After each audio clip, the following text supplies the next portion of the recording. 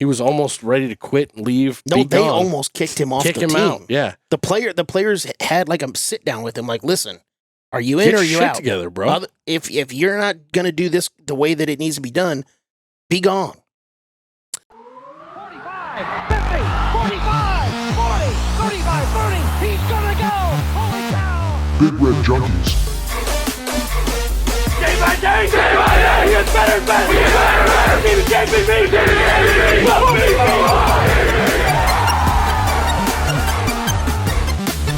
Oh, man, woman, and child, he just turned this stadium inside out.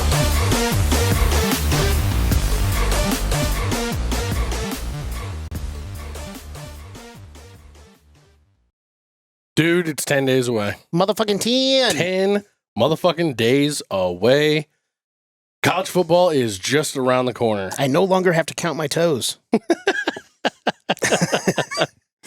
I don't know that we could be more excited, other than the fact that Matt's not here, and so we're a little bit bummed about that, but that's all right. He'll be back on with us here in, well, I guess it'll be a couple weeks by the time everybody sees this. We can always just throw in at the very end of each one of these guys. He needs to kick some shit. Kick some shit. That's been his contributions on these. He's gonna fuck some shit up. He's got the one-liners on the end. Call it a tag. Call it a tag. But we are down to our top 10 and most important players and coaches heading into 2024. Since we made this list, like we finalized this list, like the last week in June, something for the most part. Yeah. There's been so much change. A little bit, I mean, we've added coaches, we've lost coaches, we've lost players, we've added players. Yeah. We've finally gotten some extra eyes on, like we're recording this on Wednesday night after the August 3rd open practice. Yeah. You went to that. Yep. You got to see some crazy shit. Yes. That, I think, has factored into some things that we wish we would have changed a little bit on this. But, maybe. You know, we're sticking with the list that we had. Hey, ultimately, wherever they ended up landing on the rankings, they were in the top 50. Yeah. And all 50 of these people that we've talked about, or 40 that we've already talked about, and 10 that we're about to talk about, are going to play a factor in the season. So it's also all very, like, it's just up to whose ever opinion collected these, because we asked a bunch of different people, put them all different together. I mean, we had some people that left Rhule completely off the list because it's well, what do we need him on the list for? Everybody knows if he's not here, all these people aren't here. Yeah. But at the same time, we also felt like we had to throw him on the list because some of us had him at, 1 or 2 or whatever. So he's our number 10 guy, actually. He is. So we kind of just plugged him in on one where we decided to drop him out. Matt Rhule, Nebraska Cornhuskers head coach. There's not much to say about him. I mean, he's been here since 2023. It feels like he's been here since 2010. Yeah. I mean, truly, the guy has completely rebuilt, and tore down, rebuilt, and recharacterized this program from the ground up, like in every facet. It's not recognizable, really, other than the N on the helmet. Some of the players' names are the same, but they don't even look like the same people anymore. And they don't act the same. No. At all. You said that there's not much to say. There is a ton to say. Oh, we could gush about him for an hour. The difference is we've already said all of those things 800,000 times. And everybody's already said it. Exactly. So there's not much to say because it's already been said 800 times. You basically just said it as far as what he's been able to do in basically a year and a half, a year and 3/4 of it. It feels like the work of 3 to 4 years. It's absolutely crazy, and there's not enough positive words to say about the job that he's done so far. Now you just and I'm sure he would say this. Now we got to prove it on the field. Yeah, now the wins have to come. Yep. Everything else has fallen into place for the most part. Now the wins have to start. That's the last piece of this puzzle. We've all been here for way too long, for too many decades now, that we felt comfortable with the team and the program that we may or may not have. Yes. And the wins don't show for it. Yes. Now the wins have to show for it. And he, like I said, he would be the first one to say that too. Absolutely. And he's getting stronger about that. Yeah. Yeah. He's getting less nice about saying, yeah, cool. These are all nice things. And yes, awesome. We have all this cool stuff.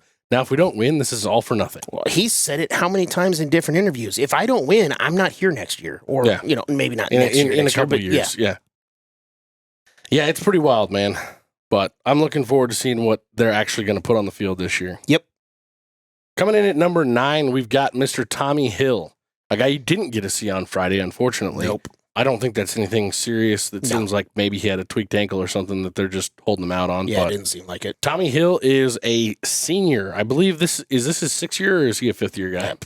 You know, I'm so ready for the COVID shit to go away. I don't. We still got a couple more years, man. I gave up on that like 2 years ago as far as figuring Trying out to keep out. how long they've been here. I don't know. But Tommy Hill is a senior, 6 foot, 205-pound defensive back. He'll be playing our corner CB1 this year out of Orlando, Florida. Tommy Hill's a dude that has had as much of a roller coaster career, I think, as anybody. But last year, the perfect image probably of his entire career so far at Nebraska is him running down the sideline after a pick and giving the high five. Yeah. Which he got in trouble for.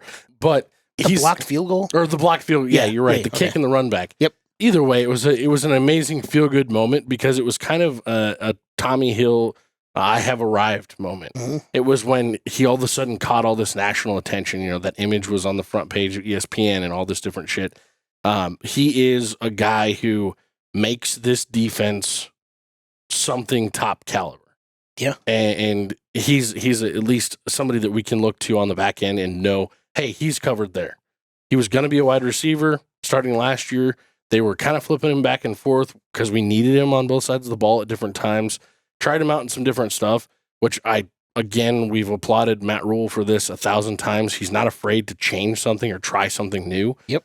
And they finally, they never gave up on him. They talked about in that Chasing 3 episode where he was on there.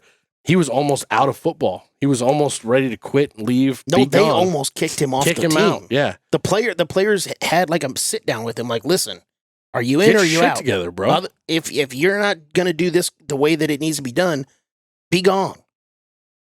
But he chose to stay. Absolutely. And not just stay, but flourish. And through the course of a season, just like the Nebraska program, through the course of one season, basically rebuilt his entire image. Yep. And he went from a guy who didn't even know what position he was supposed to be playing to now he's on everybody's returning top 10 list for cornerbacks in the entire country. Yeah. It's crazy. According to ESPN's Bill Connolly, on 41 targets as the primary coverage guy, he allowed only 17 completions for 211 yards. Jesus. With 4 interceptions and 7 breakups, with only 1 touchdown. And only 2 of those 17 completions were for 20-plus yards. He only started 7 games on defense. He is one of the best cornerbacks, because there's some other safeties and stuff like that. Yeah. He's one of the best cornerbacks in the conference this year. But you think about that, and those stats you just rattled off came on 7 defensive starts. He started 1 game on offense. Like that's crazy. You think about what he's going to get, and I realize that more targets means more opportunity for failure. Yeah. But he's going to get a lot more opportunity to be a real high-end guy this year, and if he shows out with those types of stats over a full season of starts, there's no way you're going to keep him off an NFL draft board. No. And that's exciting. Yep. Because that's another thing, along with W's, we need to get back to putting players in the league. Otherwise, we're not going to get top-end talent at Nebraska. Yep. Coming in at number 8, one of my personal favorites, Mr. Ty Robinson, a senior. You're going to see a lot of seniors coming up here in this line. Especially on the defensive line. Yeah. A senior out of Gilbert, Arizona. He is 6'6", 310 pounds. Dude is an absolute animal, and as it turns out, a real stud in a suit on a microphone, too, as he showed at Big Ten Media Days. Yeah. The guy's, we've talked about his injury heading into last season, the fact that he was really just starting to come on the last 4 or 5 games of the year. I'm so excited that he's gotten a full offseason. He's taken another step forward to be more of a vocal leader on this team, and the dude is just ready to become an NFL player. Yep. Thank God he chose to come back for his final season in college. He's one of those guys, and there's another guy that we'll talk about in a little bit that came back that said, no, I want to come back because I believe in what is being built here. I believe in the future of what's going to happen here. And what he's been able to do, I've said it a bunch of times. We said it before last season that guys like Ty Robinson and Nash Hutmaker need to live up to what they were recruited to do. And he more than did that last year. And I can't imagine anything only getting better for this upcoming season. One of my favorite stats for him last year was not just the fact that he led the team in quarterback hurries, but he had 4 batted balls last year at the line of scrimmage. I have been yelling and screaming. I know a lot of you fans have been yelling and screaming for many, many, many, many, many years that our defensive linemen need to get their hands up. Get your hands up. So he had 4 batted balls last year. That is the most since 2018 when Carlos Davis had 5. Like, get your goddamn Somebody who's hands playing up. in the NFL right now. Yes. So, I mean, and the previous, before Carlos Davis in 2018, as far as 4 being the most, it was 2014 before Carlos Davis. So we just don't get our hands up enough, and Ty Robinson did exactly that last year, so I can't wait to see him this year. A lot of that is coaching. A lot Yep. of that is technique. And this dude is going to absolutely be a train that is unable to stop this year. It'll be interesting to see who winds up having, a better year, quote unquote, throwing a pair of quotes there, a better year, him or Nash. But he's an integral part to this defense. When we're looked at as, Phil Steele just ranked us in the top 5. We're number 5 in the country for defensive line heading into 2024. That's a huge thing. Yep. And he's a giant part of that. Up at number 7, we've got Coach Donovan Raiola, a guy that a lot of people really thought only got held over because of his nephew. Yep. And I think that what we saw last year and what we've seen going into this year, especially with the types of recruits that we're starting to pull on the offensive line, that had nothing to do with it, I don't think. The fact that he was able to come in, it was a turnkey operation for Rhule to, Rhule's talked about recently. He talked about how I was bringing Donnie in to let him know that I was letting him go. I'd kind of hadn't really been able to take 30 minutes to give him the proper goodbye. And finally, I'd gotten to do a little bit of research, and he'd gotten to do a little bit of research on me, and he came in and pitched me, and I couldn't let him go. Mm-hmm. I decided I had to give him a shot. And, I'm sure he was on a pretty short leash. Oh, yeah. But the guy has built a family culture inside of a family culture. And the thing is, he got an extra year jump start on all of that ahead of them. Yep. He's the only coach on the staff that's been here since 2022. Well, at least that was a full-time coach. Yeah. I mean, because Ron Brown was around with Frost, wasn't he? Ron Brown was around when Jesus Christ was the running back. I don't fucking know. Oh, jeez. But, I mean, Donovan Raiola is, by himself, on his own merits, an awesome coach. He's doing a great job with the offensive line. And it's an offensive line that's one of the most experienced in the country coming in this year. Yeah, he's one of those coaches that even whether Frost was going to be back or not, a lot of people didn't want Raiola to be back because the offensive line was not very good. Now, whether that was talent or just the offensive scheme in and of itself, who really knows? But what he's been able to do with the talent that he has, he literally, I know that we just recently had a really bad injury on the offensive line, which is going to hurt us a lot. But this is a guy that coaches a position group that a lot of people are excited to see this year. For the first time in a long time. That's what I'm saying. And that's the type of job that he's been able to do here. Part of bringing Nebraska back to being Nebraska is the offensive line. And he's definitely on the right track with that. Yep. Coming up at number 6 is a dude that I know after last Friday you are super fired up about. Yeah. Jamari Butler. Big dude, Jamari Butler. Junior now especially. Junior out of Mobile, Alabama. He stands at 6'5", now 260-ish, maybe a little bit more pounds. Yeah.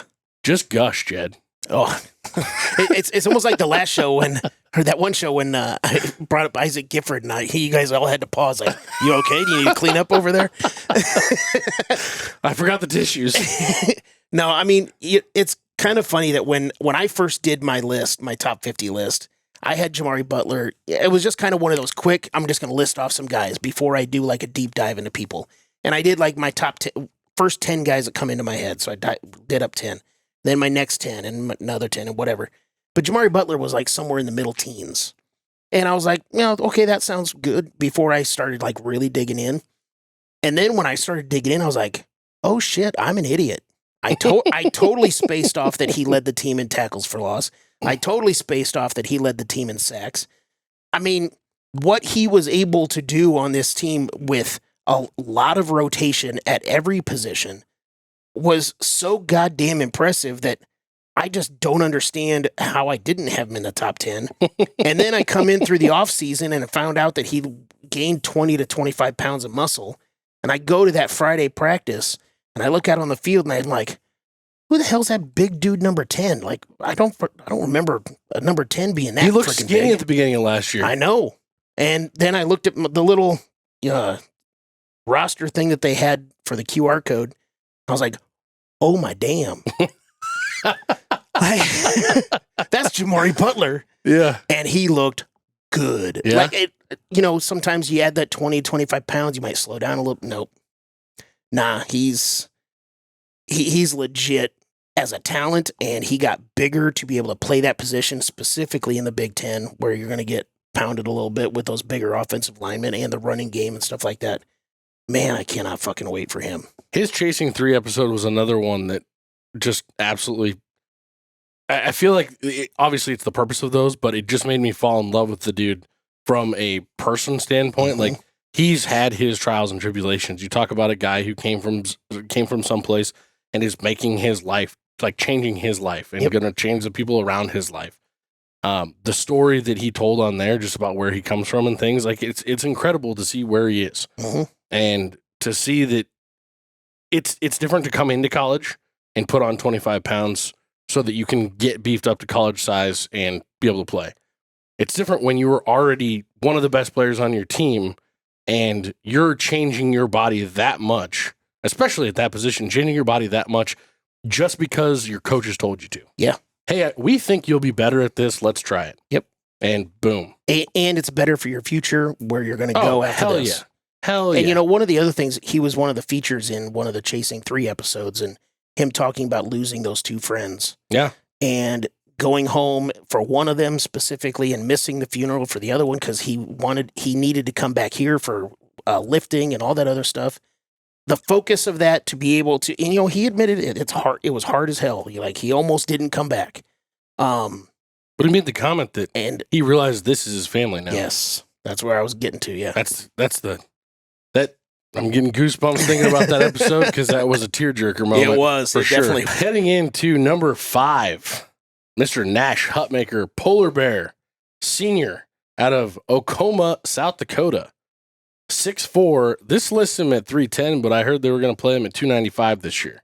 I heard that he was back up to 310. Oh, my God. Well, that means he's put on 35 pounds again since he got done wrestling. Yeah. That's crazy. But but not, kind of like the Jamari Butler stuff. Not bad 35 pounds. No, yeah. He wasn't a bad 310, 325 last year. Oh, he was more 335 last year. Definitely looked it. Yeah. Definitely looked it. Nothing like the 400 that his dad probably is, but he's just a bigger man. Yeah. This guy, another dude. And even his dad's not a bad forward. No, not at all. It's all in his arms. Yeah. It's kind of like the Rhule thing. It's what haven't we said about him? Because we've absolutely gushed on him on this show. Mm-hmm. The guy is an absolute beast. He's an animal. I think he is, they call him the polar bear. I think of him a little bit more as a teddy bear just simply because he seems big, mean, burly, but he's also got that soft personality. You can tell he's a down-home, Midwestern country type kid. But then you put that helmet on. Yeah, put the helmet on and then he's going to wreck shop. And then he's the polar bear. Yeah. Or an angry grizzly, one or the other. It's going to be really interesting to see. I haven't felt like we had a 1-2 punch like Sue and Crick since until these two guys came along. So it's been 15 fucking years since we've seen this. We haven't had a defensive line that's this stout since then. And it all started, from the very beginning last year, he was the first dude that you saw the full buy-in, the full product, the progression of Tony White's defense. You saw it through him in game 1. Yeah, even having the Davis brothers, we brought up one of them, Carlos Davis, earlier. They weren't as dynamic as those two were even last year. And they were really good. But yes. These two, Hutmaker and Robinson, I would take them above those guys. These guys will both be playing in the NFL for several years. Yeah. The Davis twins, I think only one of them's on an NFL roster right now. And I know they kind of bounce around a little bit, but yeah. I think one of the big things for him is the whole weight thing, where losing that weight and gaining good weight back, I think is going to help him because, it's twofold here, where the first half of the season, he jumped out off the screen and wowed everybody. The second half of the season was a little falling off, whether that's the team's game planning against him, which obviously happened, or him carrying that much weight, just he was worn down. Could be a little bit of both. He was also playing a lot of snaps. Exactly. So I think him losing that weight, gaining the good weight back, I think is really going to benefit him during the stretch run of the season. I can't wait. It'll also be interesting to see what getting back in touch with that wrestling side of him, how much extra technique that adds to him, leverage and his ability to get lower, like you just said, and to just from a technical standpoint, be even that much better. Coming in at number 4, Jed, grab your Kleenex. It is Mr. Isaac Gifford, senior out of Lincoln, Nebraska, hometown kid. He is a safety, 6'1", 205, a guy that I did not give enough credit to last year. The speech that he gave that has been shared around all over social media, but it was in that last Chasing 3 where he comes out and he talks. He's put on the spot by Campbell, talks about why he came back and how he felt like there were guys that made mistakes for leaving last year. Called out, Garrett Nelson by name. And I'm like, oh, damn. Like, that's one of your brothers. Yeah. And at the same time, he explains, like, I'm here because this is something. I am just like what you said about Ty Robinson. I'm here because we have something special. We are building something special, and I want to be a part of it. Yep. And getting goosebumps again, thinking about his speech, man. For a guy that was on a bit of, like, he wasn't full blown shit list last year. He wasn't Turner Corcoran or anything like that. But he was definitely on my shit list last year for several games. I'm excited to see where he goes this year. Yeah, he's got one of those stories that I remember when he was a senior in high school. It would have been the 2019 season. And there was a lot of talk, especially because his brother was here and, or his brother was about to leave. I don't remember exactly the time frame as far as when Luke was here. But everybody Frost didn't want to offer him. Well, no, that was the thing. Like, they didn't want to give him offer him a scholarship, or barely even as a walk-on guy. And everybody's, I know that I give a lot of local people shit around here about, you need to offer this local kid and this local kid. And it's like, okay, well, if they're not good enough to play, then they're not good enough to play just because they are from here. Shut up. But I talk to enough people that know football and know recruiting in high school and specifically. And I was just like, yeah, I think this guy actually does need to be offered. And I was actually behind the whole aspect. I'm like, you know what? If these people are saying it, then I'll believe it. And he got the walk-on offer, and look what he's done with it. Yeah. He is legitimately one of the stories that everybody is going to talk about when they talk about the walk-on program. Yep. Just like all the guys from the 80s and the 90s and the 70s and all that stuff, especially now since kind of the walk-on program is almost going away with the roster limits. He's going to be one of the last guys that is going to be part of that lore of the walk-on program in Nebraska. When you think about that, 2 of our 11 starters on defense are local Nebraska kids that started as walk-ons and are now full scholarship senior stud defensive guys. Yep. Like, it doesn't get better than that. No. Does not get better than that. Coming in at number 3, a new guy to the team, not a new guy to Matt Rhule, but Coach Glenn Thomas. It's his first year here, quarterbacks coach and co-offensive coordinator. Not new, like I said, to this coaching staff because he's very familiar with Rhule and Satterfield. They were co-OCs at Baylor. There's a lot that could be said about this guy, but I mean, if you just go look at his resume with major stops in the NFL at the Atlanta Falcons and at the Pittsburgh Steelers, he's got great stops at Arizona State, UNLV, Baylor, Temple with Rhule. I mean, the guy has been around a lot, but he's always had his hands on the quarterbacks. And if you can see the difference, I mean, you've been to practice and you've seen it so far, but even the difference just in the small amount of time he had been here for the spring game.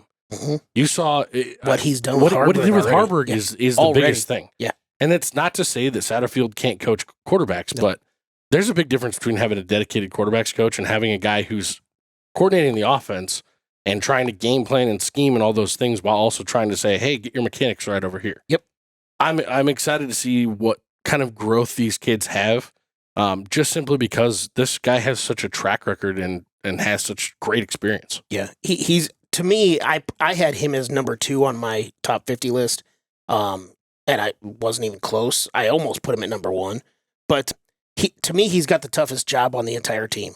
I understand he's got the 5-star, great player, quarterback, all that stuff, but he literally has to get 2 true freshman quarterbacks ready for possible playing time. Yep. And completely rebuild a guy that's been here for 3 years, 3 or 4 years. However, tear him down and rebuild him. Exactly. You got a lot of bad habits that had to be and corrected. considering how our quarterback situation was last year, he's got the toughest job in the entire room, in the entire building, in my opinion.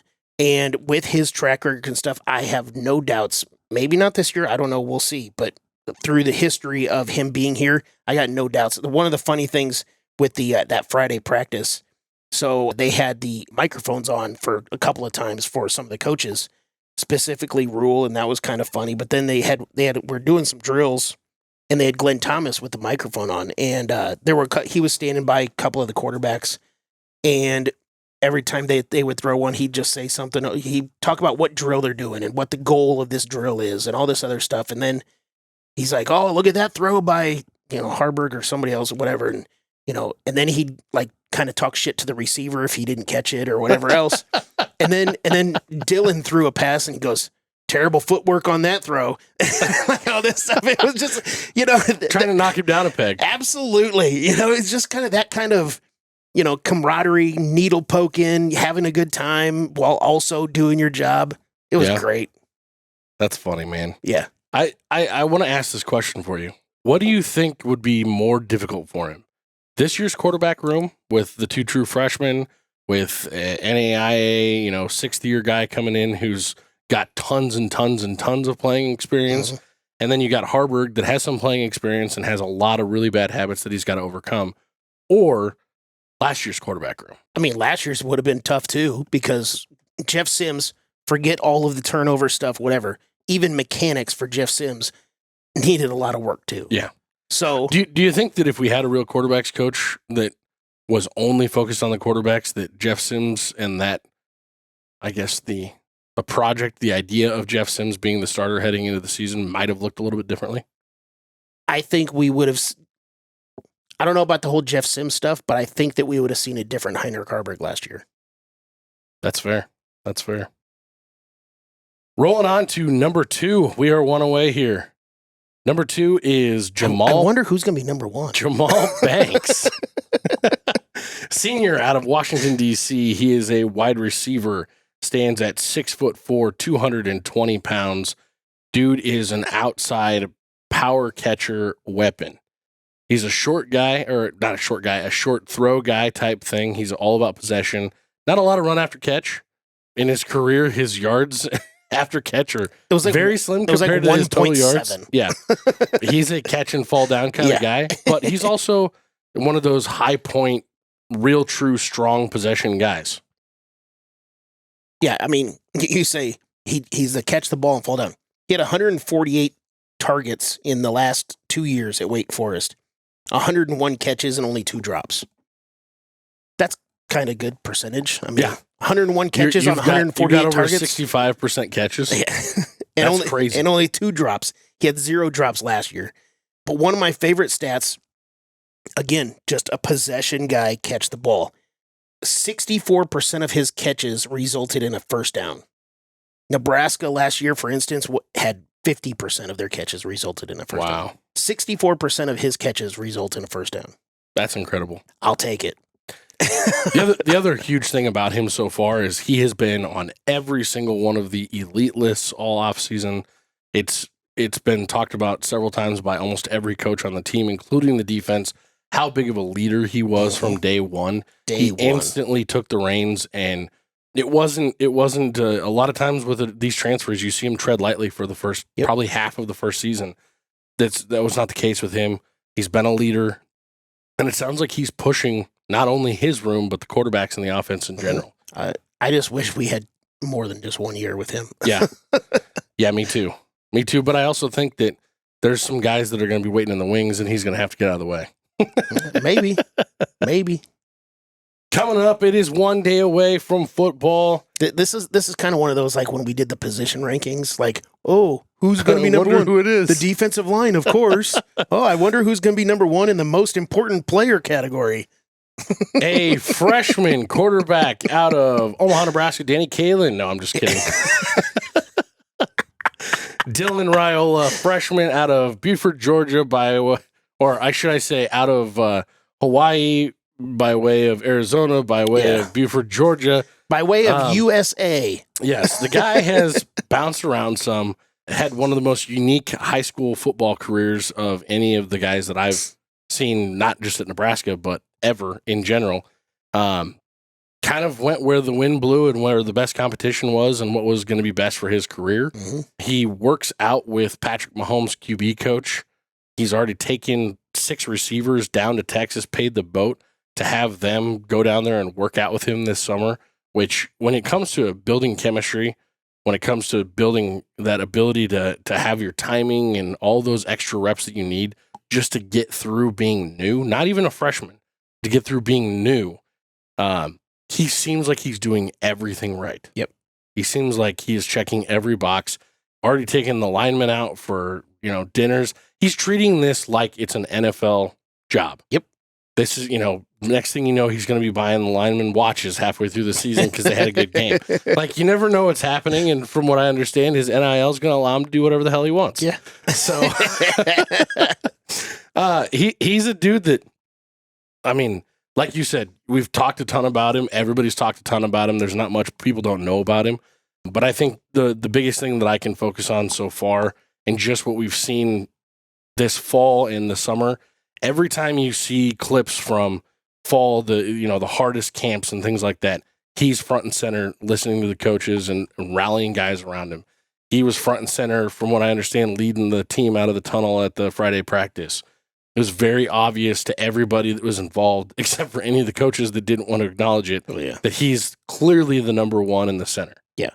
He's, by all accounts, he has come in here day one not being that stud quarterback guy that I'm the shit, listen to me, all that stuff. He's gone to work. He's done the job. It was kind of funny with the whole Friday practice thing where I put out my, reports on what me and my nephew specifically saw and on the day after. But Saturday night, I was, going through Twitter and stuff like that, seeing everybody else's things and like everybody, Dylan Raiola, how great, he's obviously the number one. It's like, duh. Like, because it's the most obvious doesn't mean it's not so fun to talk about. I'm not crushing people for saying, I'm just saying, like, when I put out my thing on Twitter and on Facebook, I did lead with Dylan Raiola, but I also said, not much to say here. It's kind of obvious that he's going to be the starter. We all knew that before that practice. So, yes, Dylan Raiola was Dylan Raiola. I'm not going to say that he lit the world on fire in that practice, but he didn't play bad. So, cool. Yeah. I heard he made some really good throws. I heard he had some duds. Yeah. But every quarterback has duds. Yeah. Tom Brady, Peyton Manning, they all had duds. Dan Marino had duds. It was also the third practice of the fall camp. Yeah. Like, I wasn't going, this is the way what we're going to see in game one. It's like, sure, they got a long way to go. From one thing I haven't asked you yet, and I specifically waited for the show, from a timing and chemistry standpoint, like just looking at the way that he played in the spring game, a lot of what he did on the field looked good, but a lot of what he did on the sideline looked like he was a bit of a loner. He didn't seem like he was that ingrained yet with the team. How did it look on Friday? Obviously it was a practice, so it's not the same thing. Yeah. But I'm not 100% sure I could completely answer the question. I did see him, being involved in talking to people and stuff like that when kind of standing off to the side or what it wasn't his turn to throw or whatever else. But, that's a hard question for me to truly answer because one of the reasons why I had my nephew kind of tag team our observations was I wish that I would have done that with like 2 or 3 other people that were with us because there was so much to see. Yeah. Like if I was just going to focus Shout on... out Gavin because yes. Gavin actually texted me about that the day after. But like if I was just going to focus on what Dylan Raiola was doing, I wouldn't have seen all these other things over here or over there or whatever else. So, I kind of just picked my moments to watch certain people and then went off of there. So, yes, I did see him doing a lot of that as far as when he wasn't throwing, but I can't say that that was a constant because I wanted to watch other things. I totally get that. To wrap up, Dylan, I mean, the only thing you can say about his high school career, he did play at some super high-level schools. Both his stops in Arizona and Georgia were big. The kid threw for nearly 8,500 yards, 88 touchdowns, and only 11 interceptions in his entire high school career. Yeah. Last year, you already, you touched on this right before we started the show, but he only threw for 2,600 yards or just over 2,600 yards last year, but 34 touchdowns and 1 pick. Yep. I mean, when you talk about the fact that we need to protect the ball, Yep. Even if those were the only stats you were focused on while recruiting him and everything else be damned, that's something I would be excited about. So there's not much more you can say about the son of a Husker legend and a guy who's come home and basically done everything right. Yep. And this may be the most unbelievable night in Cornhusker football history.